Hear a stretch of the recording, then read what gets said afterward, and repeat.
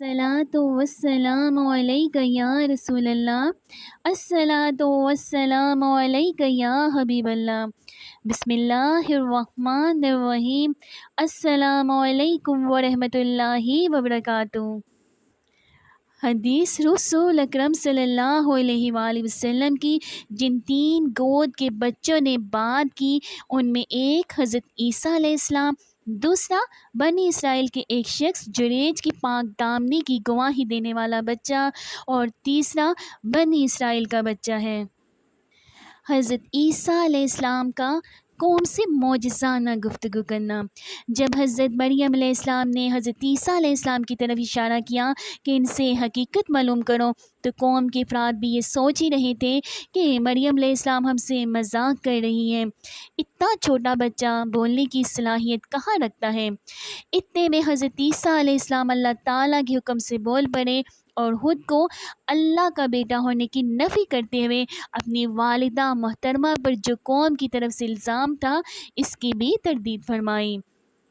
فرمان الہی ہے ترجمہ: اس وقت بچہ بول اٹھا، بے شک میں اللہ کا بندہ ہوں، اس نے مجھے ایک کتاب عطا فرمائی ہے اور مجھے اپنا نبی بنایا ہے، اور جہاں کہیں بھی میں رہوں اس نے مجھے بابرکت بنایا ہے، اور جب تک میں زندہ رہوں اس نے مجھے نماز پڑھنے کا اور زکوٰۃ ادا کرنے کا حکم دیا ہے، اور مجھے اپنی والدہ کا خدمت گزار بنایا ہے، اور مجھے سرکش اور بدبخت نہیں بنایا، اور مجھ پر سلامتی ہے جس دن میں پیدا ہوا، جس دن میں فوت ہوں گا، اور جس دن میں دوبارہ زندہ کیا جاؤں گا۔ یہ آیات تھی سورۃ مریم کی 30 تا 33 تک۔ اب دوسرا بچہ جریج بنی اسرائیل میں ایک نیک انسان تھا۔ وہ نفل نماز میں مشغول تھا کہ اتنے میں اس کی نبینہ والدہ نے آ کر اسے بلایا۔ وہ دل ہی دل میں کہنے لگا کہ میں نماز میں مصروف رہوں یا اپنی والدہ کو جواب دوں۔ نماز کو مقدم کرتے ہوئے اس نے والدہ کو کوئی جواب نہیں دیا۔ والدہ نے ناراض ہو کر بد دعا کی، اے اللہ، اس وقت اسے جریج کو موت نہ دینا جب تک یہ کسی بدکار عورت کا چہرہ نہ دیکھ لے۔ پھر ایسا ہی ہوا۔ جریج اپنی عبادت خانے میں مصروف تھا کہ ایک بدکار عورت نے آ کر جریج سے بدکاری کروانا چاہی، لیکن جریج نے انکار کیا۔ پھر وہ ایک چرواہے کے پاس گئی، اس سے برائی کی۔ پھر اس نے ایک لڑکے کو جنم دیا۔ لوگوں نے پوچھا، یہ لڑکا کہاں سے لائی ہو؟ اس نے کہا، یہ جریج کا بیٹا ہے۔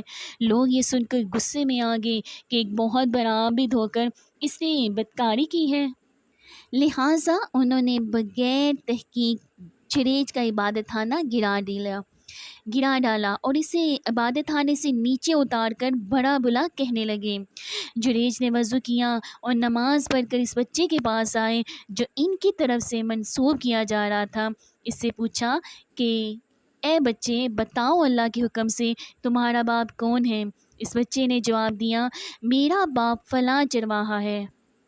یہ صورتحال دیکھ کر لوگ بہت شرمندہ ہوئے اور کہنے لگے، اے جریج، ہم تمہارا عبادت خانہ پھر سے بنا دیتے ہیں، سونے کا بنا دیتے ہیں۔ جریج نے کہا، نہیں نہیں، جیسے پہلے مٹی کا بنا ہوا تھا ویسے ہی بنا دو۔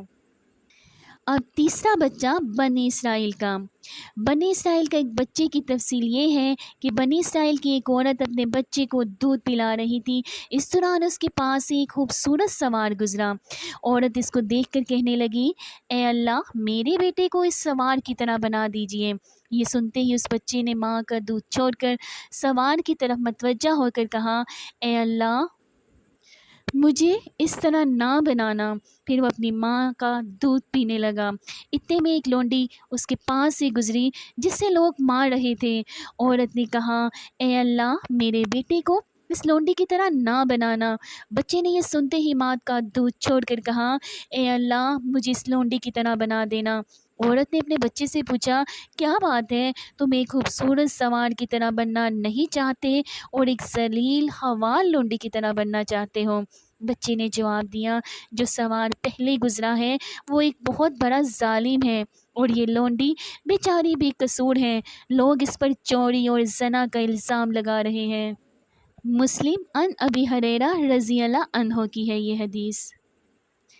اگر آپ کو میری ویڈیو اچھی لگے تو پلیز اس کو لائک کریں اور میرے چینل کو سبسکرائب کریں، اور میری دعا ہے کہ آپ جہاں کہیں بھی ہیں ہمیشہ خوش رہیں، ہنستے مسکراتے رہیں۔ اللہ پاک آپ کو شاد و آباد رکھے، آمین ثم آمین۔ پھر ملتے ہیں آپ کے ساتھ نیکسٹ ویڈیو میں۔ اللہ آپ سب کا حامی و ناصر۔